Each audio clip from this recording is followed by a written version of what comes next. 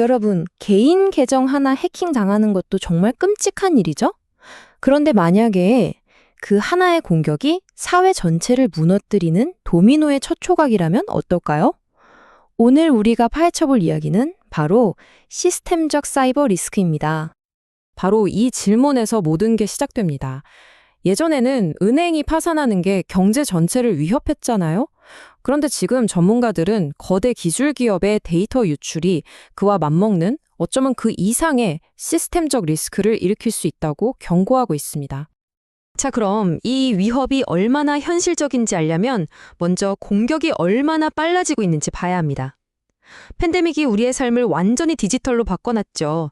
근데 이게 사이버 범죄자들한테는 그야말로 엄청난 기회의 문을 열어준 셈이 됐습니다. 보세요. 우리가 비대면으로 일하고 쇼핑하고 소통하면서 공격자들이 노릴 수 있는 지점이 정말 기하급수적으로 넓어진 거예요. 이 그래프는 그냥 숫자가 늘었다는 게 아니라 우리의 디지털 의존도가 어떻게 새로운 약점을 만들어내고 있는지를 똑똑히 보여주고 있는 거죠. 단순히 공격 횟수만 늘어난 게 아니에요. 그게 핵심이 아닙니다.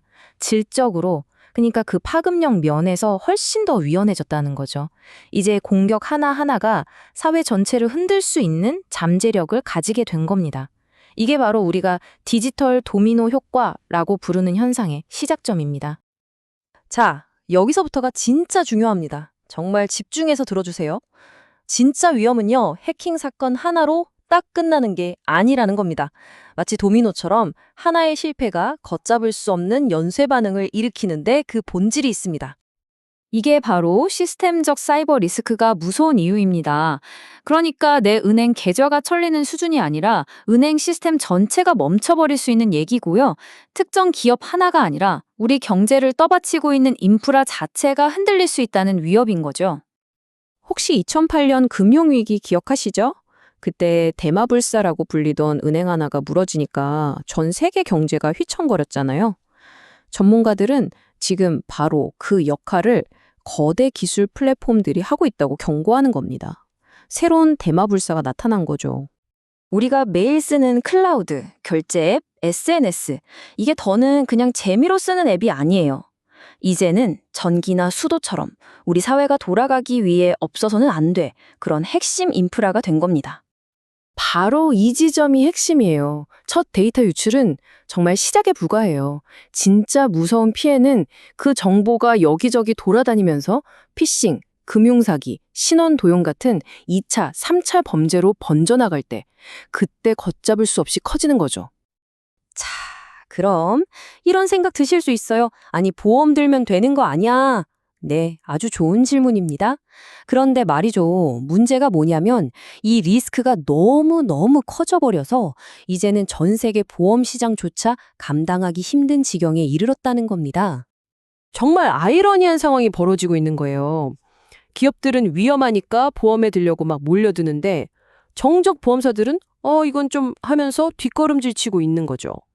왜냐? 한번 생각해 보세요. 대형 클라우드 서비스 하나가 공격당하면 거기에 입주해 있던 수천 개 고객사가 동시에 피해를 보잖아요. 이런 집정 리스크는 도저히 감당이 안 되는 겁니다. 이 문제를 좀 더 피부에 와닿게 이해하기 위해서 한국의 한 사례를 한번 자세히 들여다보겠습니다. 이 사례를 보면요, 잘못된 보상 체계가 기업들의 보안 투자 의지를 어떻게 꺾어버리는지 아주 명확하게 알 수 있습니다. 정말 끔찍한 사건이었죠. 수백만 명의 개인정보가 유출됐으니까요.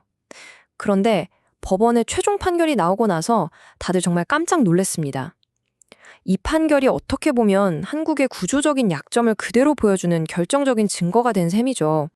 그렇게 어마어마한 피해가 있었는데 법원이 인정한 1인당 배상액이 얼마였을까요? 놀라지 마세요. 딱 10만 원이었습니다. 10만 원이요. 자, 그럼 여기서 딜레마가 생기는 겁니다. 기업 입장에서 한번 생각해 보세요. 수백억을 들여서 보안 시스템을 강화하는 비용이랑 사고 터졌을 때 그냥 1인당 10만 원씩 물어주는 비용이랑 어느 쪽이 더 쌀까요? 이게 바로 인센티브의 문제입니다. 그렇다면 정말 희망이 없는 걸까요?